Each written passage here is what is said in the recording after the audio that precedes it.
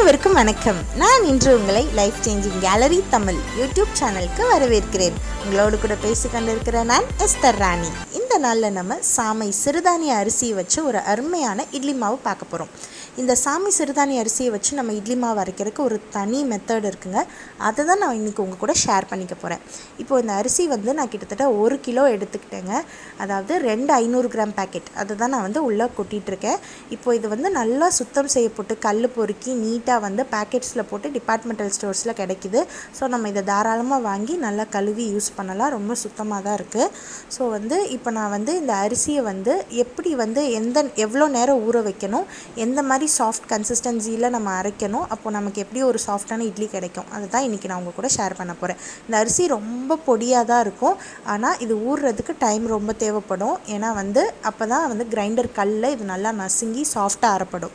So இப்போ நம்ம எடுத்துருக்கிற 1 kilo அரிசியை நான் நல்லா ஒரு 4லேருந்து 5 வாட்டி நல்லா பிசைஞ்சு அலசி கழுவி அந்த தண்ணியெல்லாம் கீழே ஊற்றிட்டேன்.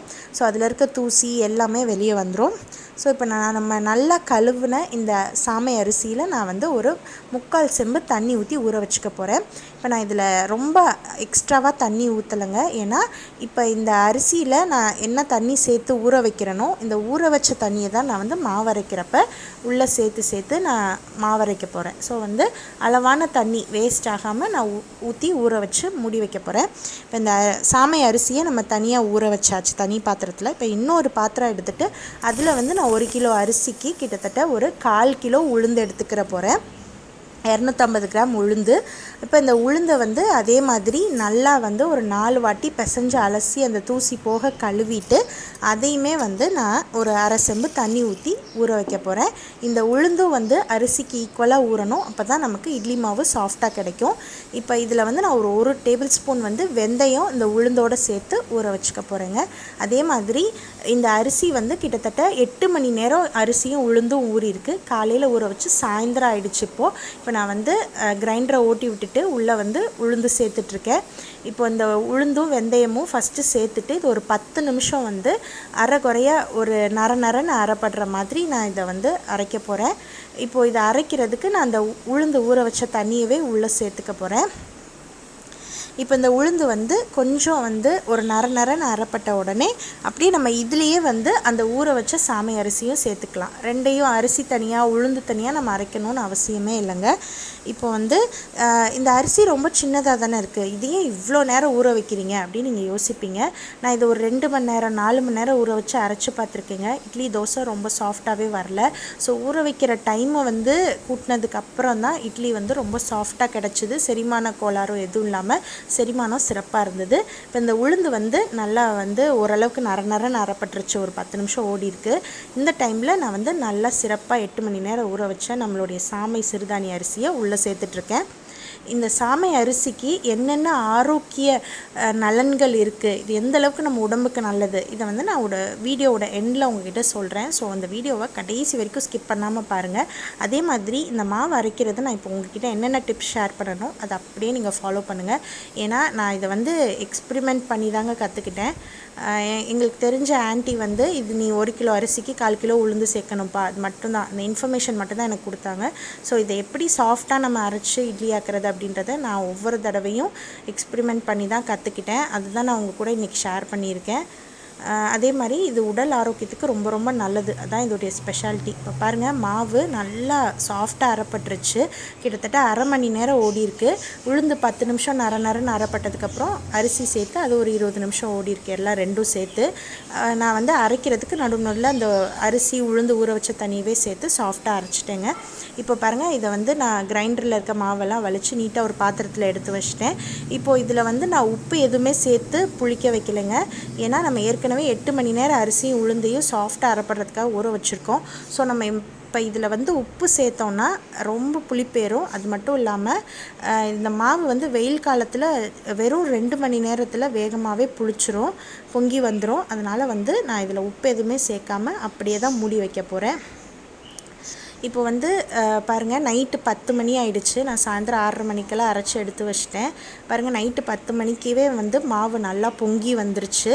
ஸோ நம்ம இதுக்கு மேலே காலையில் வரைக்கும் வச்சுருந்தோன்னா ஃபுல்லாக பொங்கி டேபிளெல்லாம் வந்து நாறிடும். அதனால் வந்து நான் இப்போ இதை வந்து அடுத்து ஒரு 3-4 நாளைக்கு தேவையான மாவை ஒரு பெரிய சம்படத்தில் எடுத்து மாற்றி வைக்க போகிறேன். மாவை நல்லா கிண்டிட்டு அடுத்த நாள் காலையிலைக்கு ஊற்ற வேண்டிய மாவை அப்படியே இந்த பாத்திரத்துலேயே விட போகிறேன், அது வந்து புளிக்கிறதுக்காக. ஸோ வந்து இதை நான் நல்லா கிண்டி அப்படியே வந்து பெரிய சம்படத்தில் இப்போ நான் அதை மாற்றி வச்சுக்க போகிறேன். அந்த நான் பெரிய சம்படத்தில் மாற்றி வைக்கிற மாவு வந்து எனக்கு கிட்டத்தட்ட வந்து ஒரு 4 நேரத்துக்கு வருங்க.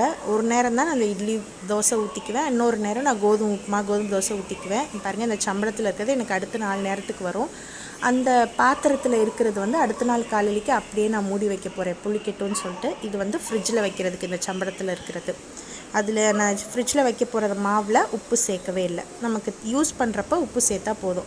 அடுத்த நாள் காலையில் பாருங்கள், நான் இப்போ வந்து இந்த மாவை அப்படியே வந்து இட்லி ஊற்றுறதுக்கு ரெடி பண்ணிகிட்ருக்கேன். பாருங்கள், கெட்டியாக இருக்குது. இப்போ இந்த கெட்டியான மாவில் நான் இட்லி ஊற்றி காமிக்கிறேன் அது எப்படி இருக்குது அப்படின்னு சொல்லிட்டு.